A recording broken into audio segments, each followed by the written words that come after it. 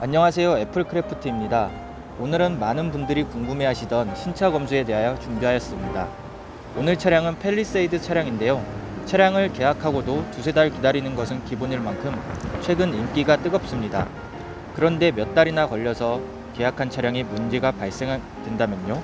안타깝지만 실제로 매주 두세 건은 인수 거부 혹은 공장 재수정 사례가 나오고 있습니다. 수천만 원이나 되는 신차, 그냥 이 정도는 괜찮다는 말만 믿고 인수할 수는 없습니다. 이제 본격적으로 검수에 들어가겠습니다. 가장 먼저 검수하는 부위는 도장 부위입니다. 가장 많은 하자가 발견되는 부위이기도 하는데요. 잔기스, 도장 먼지에서부터 찍힘, 눌림, 도장 면 파임, 굵은 기스 등 문제 사례도 다양합니다. 특히 도장면의 경우 하자를 모르고 인수하였을 때 추후에 발견한다 하더라도 제조사에서 그 책임을 쉽게 인정하기는 어렵습니다. 인수 이후 운행하다 발생된 문제인지 제조상의 문제인지가 명확하지 않기 때문입니다.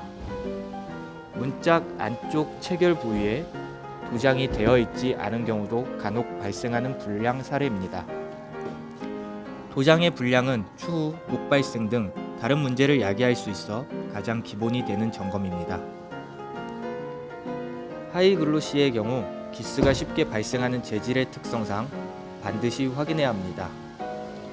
또한 크롬 모이딩 부위도 기스나 찍힘이 발생하기 쉬운 부위입니다.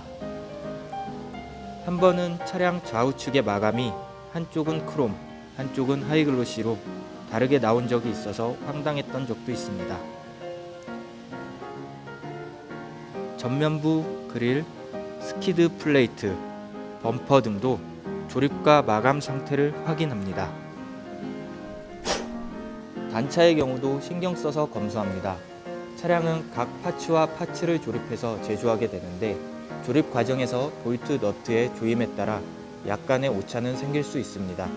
사실 저희도 1년에 수천 대의 차량을 검수하지만 단차가 하나도 없는 완벽한 차량은 사실 보기가 어렵습니다.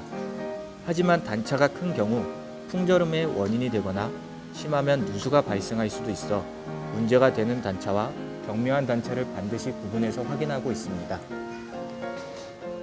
실제로 고압수를 이용하여 누수가 있는지도 확인하는 과정을 거치고 있습니다.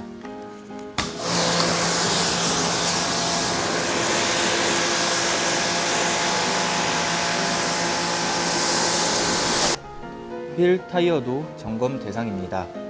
검수하다 보면 다양한 사례를 보게 되는데 사소한 기스, 찍힘은 물론 타이어의 찍힘, 손상 등 주행상 문제가 될 수 있는 하자도 발생하고 있습니다. 가장 기본적인 점검은 휠과 타이어에 표시된 마크의 일치 여부입니다. 휠과 타이어의 체결이 잘 이루어지지 않은 경우 이 마크의 위치가 일치하지 않을 수 있습니다.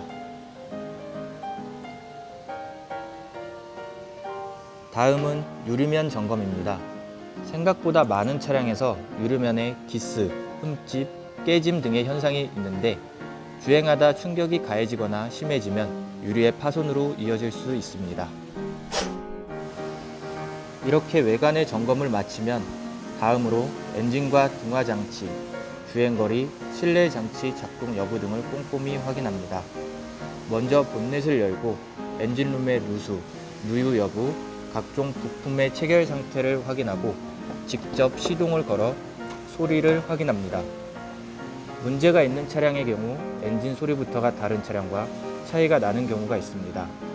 각종 오일류의 적정량, 색깔 등 상태 점검은 기본입니다.